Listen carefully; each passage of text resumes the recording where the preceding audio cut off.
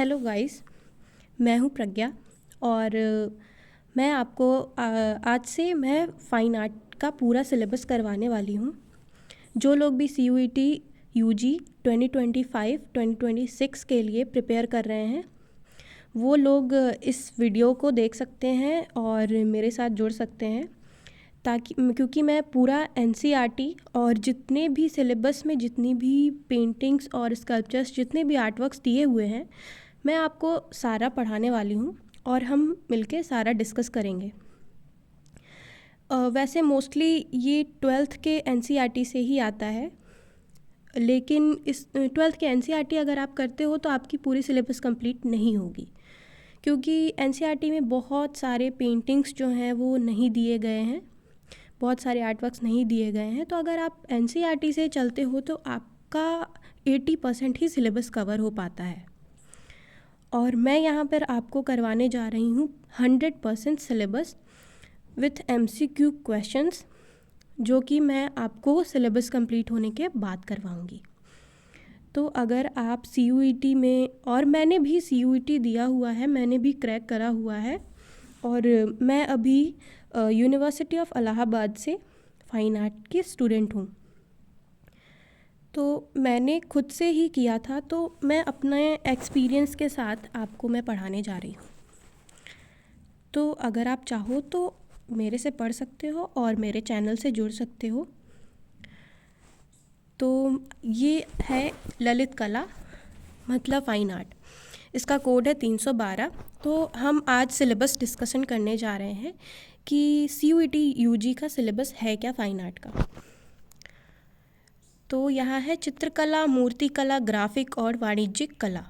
तो आपको ये सब देखने को मिलेगी, आपको ये सब पढ़ना पड़ेगा।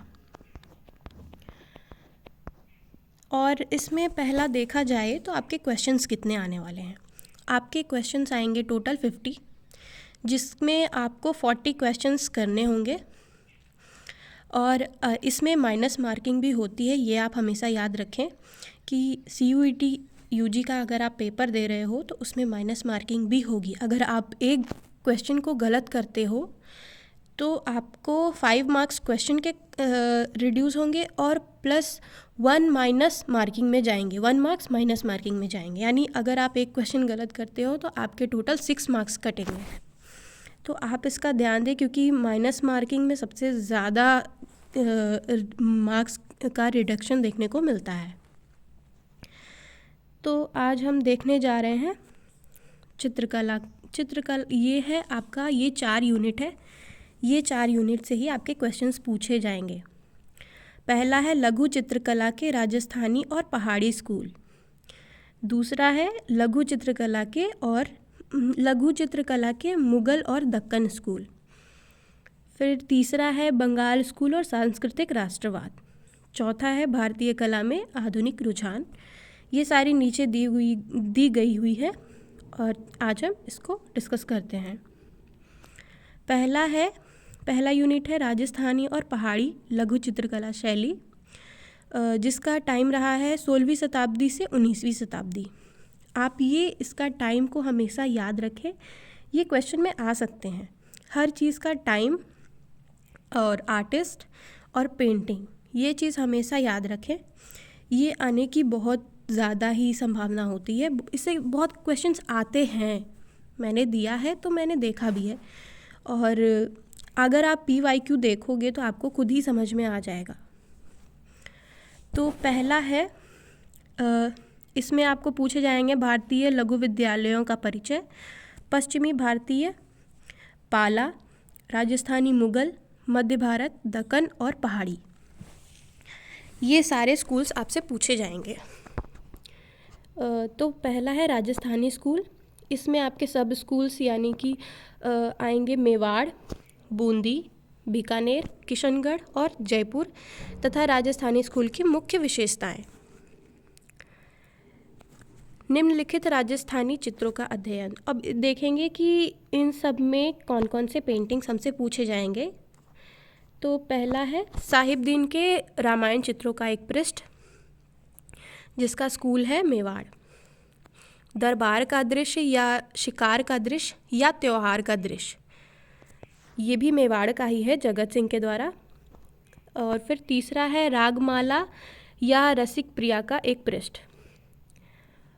फिर चौथा है वन महाराजा में शिकार के दृश्य की एक पेंटिंग। फिर पांचवा है राधा बनी ठनी, निहाल चंद्र द्वारा बनाया गया था। ये किशनगढ़ शैली के टाइम की है। और पब्बू जी की फड़ लोक स्क्रोल पेंटिंग, ये भिलवाड़ा का है, पर ये एनसीईआरटी में नहीं दिया हुआ है। अगर आप 12th का एनसीईआरटी देखते हो तो उसमें नहीं ये पेंटिंग के बारे में दिया गया है।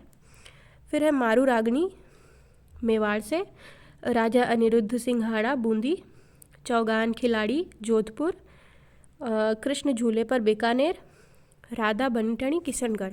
ये राधा बनी ठनी और ये राधा बनी ठनी जो आपके तीसरे या चौथे नंबर पे दिया है, दोनों सेम ही है। चित्रकूट में भरत की राम से मुलाकात, ये जयपुर से है, ये भी एनसीईआरटी में दी हुई है। नेक्स्ट हम जो देखते हैं पहाड़ी स्कूल। पहाड़ी स्कूल में क्या क्या आने वाला है? इसमें 3 ही स्कूल्स आने वाले हैं, बसोहली, गुलेर और कांगड़ा। और हम देखेंगे इसमें कौन कौन सी पेंटिंग्स आने वाली हैं। तो इसमें है रामायण का एक पृष्ठ, सांगरी प्रारंभिक चरण, ये बसोहली का है और ये बसोहली से है। और ये सांगरी रामायण से ली हुई है, मतलब सांगरी रामायण जो है उसका एक पेज है जिसमें ये पेंटिंग है। फिर है मनकू द्वारा रचित जयदेव के गीत गोविंद का एक पृष्ठ, ये गुलेर का है। नैनसुख द्वारा रचित कृष्ण लीला या भागवत पुराण का एक पृष्ठ, ये कांगड़ा का है। नायक नायिका की एक पेंटिंग बारामासा या रागमाला, ये भी कांगड़ा का है, गुलेरिया कांगड़ा का है। गोपियों के साथ कृष्ण बसोहली का, बंधुओं के साथ वृंदावन जाते हुए नंद यशोदा और कृष्ण, ये भी कांगड़ा का है। अब नेक्स्ट देखेंगे हम लघु चित्रकला की मुगल और दक्कनी शैली, जो कि शुरू हुई थी 16वीं शताब्दी से 19वीं शताब्दी तक, जिसका टाइम पीरियड रहा है। इसमें है मुगल स्कूल। मुगल स्कूल की संक्षिप्त उत्पत्ति और विकास तथा मुगल स्कूल की और मुख्य विशेषताएं। तो इसमें पेंटिंग्स जो दी हुई हैं, ये है पहला अ फोलियो फ्रॉम अकबरनामा, ये बनाया गया था बसवान के द्वारा अकबर के टाइम में। सोन नदी पार करता बाबर, जगन्नाथ अकबर। कृष्ण लिफ्टिंग माउंट गोवर्धन, ये मिस्किन द्वारा बनाया गया था अकबर के द्वारा, अकबर के ही समय में। ये जो आपका दिया हुआ है अकबर, मतलब बनवाया गया था अकबर के द्वारा बसवान से। वैसे ही तस्वीर पकड़े हुए जहांगीर, ये जहांगीर द्वारा बनवाया गया था अबुल हसन से। तो बनाया था अबुल हसन ने और बनाया गया था जहांगीर द्वारा। फिर है पक्षी विश्राम पर बाज, उस्ताद मंसूर, ये भी जहांगीर के टाइम का। कबीर और रैदास, उस्ताद फ़कीरुल्लाह ख़ान द्वारा बनाया गया था शाहजहाँ के टाइम का। फिर सबसे लास्ट है दारा सिकोह की बारात, ये है हाजी मदनी, ये प्रांत मुग़ल के समय का है। अब हम देखेंगे दक्कनी स्कूल। दक्कनी स्कूल की उत्पत्ति और विकास तथा डेक्कन स्कूल की मुख्य विशेषताएं। इसमें जो पेंटिंग्स आने वाली हैं, ये है पहला है बीजापुर के इब्राहिम आदिल शाह, ये बीजापुर का है।